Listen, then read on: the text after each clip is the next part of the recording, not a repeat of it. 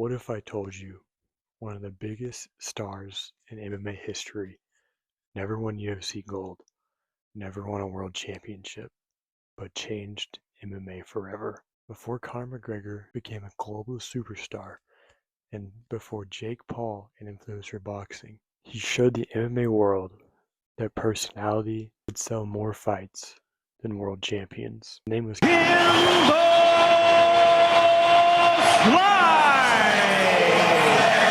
He went from backyard street fights to headlining national television pay-per-views to becoming the face of an entire MMA promotion for its ultimate collapse.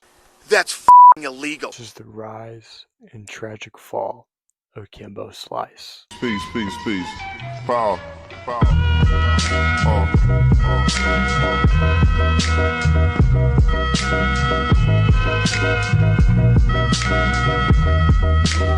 Mad liberator, death operator, rock the data, amazing flavor. Yo, the way I feel, sometimes it's too hard to sit still. Things are so. Kimbo Slice wasn't always Kimbo Slice. He was born Kevin Ferguson on February 8th, 1972, in Nassau, Bahamas. His family later moved to Florida in pursuit of a better life. Money was tight, but Kimbo Slice was a standout athlete. His huge frame of 6'2" and 220 pounds, he had rare strength and power. He briefly attended college but never earned a degree. He was forced into work. He worked as a limousine driver, bar bouncer. He even worked in an adult film company, but none of this made him famous, except by accident. During the early 2000s, one of Kimbo Slice's friends began recording his street fights. No athletic commission, no sanctioned events, no gloves. Just two men selling their beef with a screaming, bloodthirsty crowd cheering them on. One punch from Kimbo could end the fight instantly. His intimidating beard, massive frame, and calm personality. With YouTube on the rise, Kimbo Slice became an overnight sensation and became viral before that word was commonly used.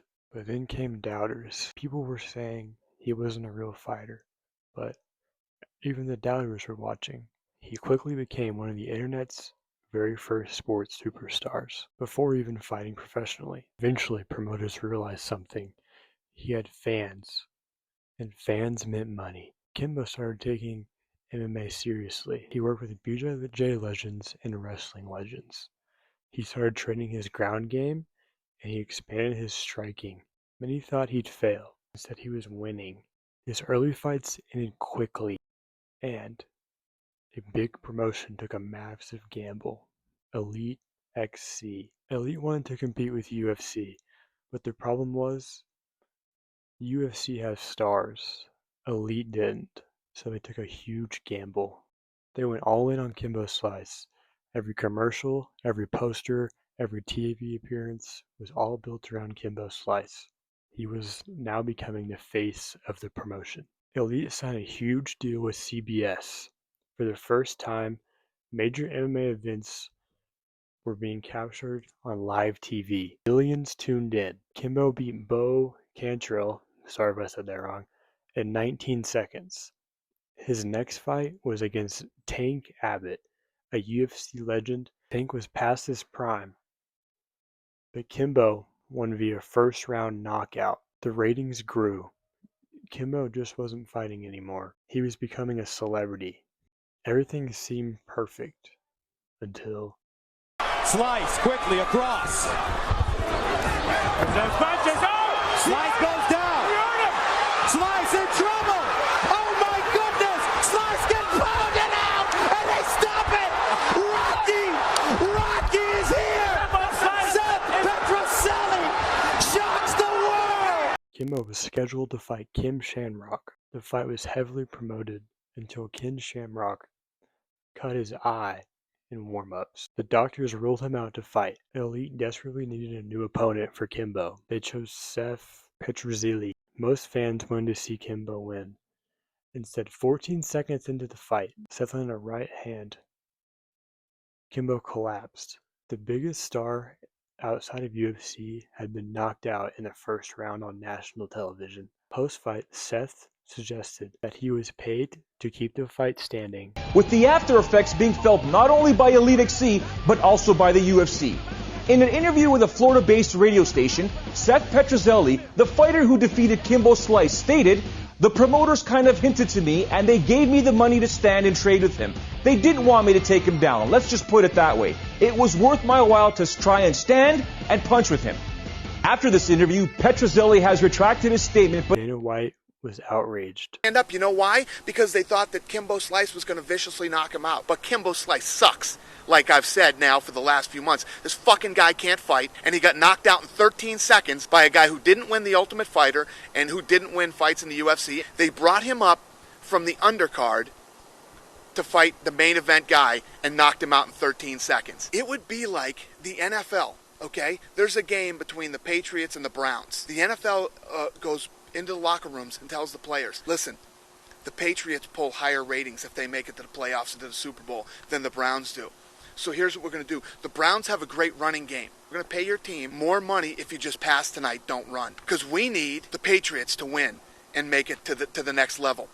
That's illegal. Misunderstanding or not, allegations that Elite XC manipulated the fight to protect Kimbo. Promotion denied the allegations and TV contracts were waived. Elite XC fell into deep financial struggles and they folded just weeks after the fight. Most people thought Kimbo's career was over. Instead, the UFC offered him a contract to fight on The Ultimate Fighter Season 10.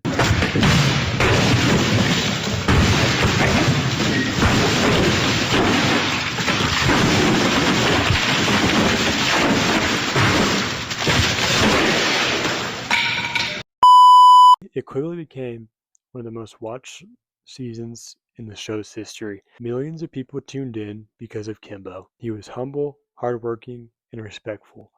Even fighters that doubted him respected his attitude. Unfortunately, things inside the cage didn't go as planned. He lost to Roy Nelson during the tournament, and after, he remained with the UFC. Still, the audience had begun seeing a different Kimbo, not a scary street fighter, but a man trying to reinvent himself. I guess whenever I decide to shave the beard, that's when I'll probably put Kimbo at rest. But would Kimbo ever be at rest? I always feel like I'll fight anybody because everybody was the enemy, the enemy, the enemy, the enemy, you know, and now I'm here without nothing, away from everyone, and I really took the time to find out, you know, who the enemy was, and it's not that it was the enemy, it was the enemy. The enemy, the enemy, the inner me. Sometimes you realize the true you is the enemy. He won against Houston Alexander via decision in his UFC debut. Then fought Matt Metrione.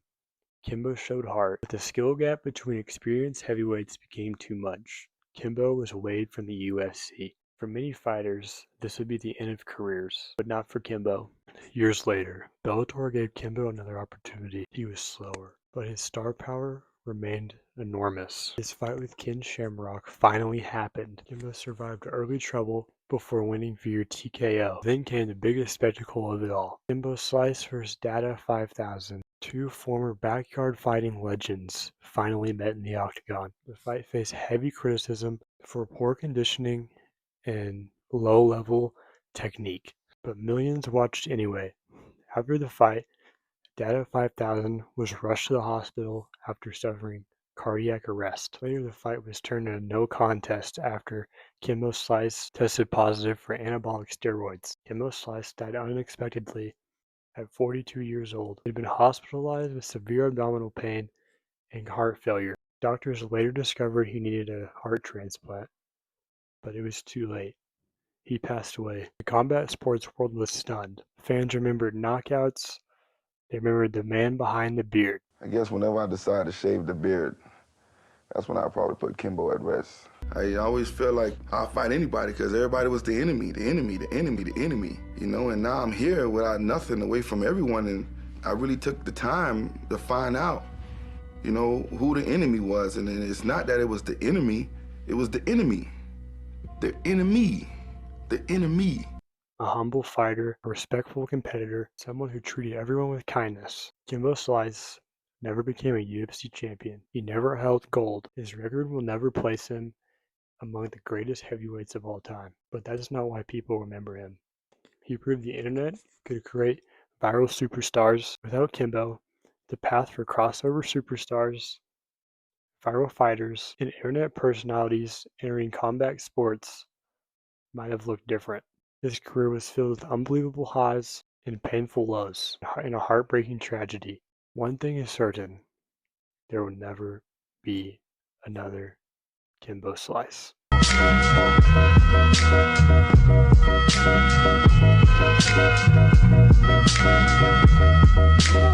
Mad liberator, death operator, rock the data, amazing flavor. Yo, the way I feel. Alright guys, thanks for watching to the very end. Make sure you guys like, comment, and subscribe. This took a lot of time to edit. This took a lot of time to write, film, and find footage of. But anyways, rest in peace, Kimbo Slice. Thanks for watching. See you next time. Peace.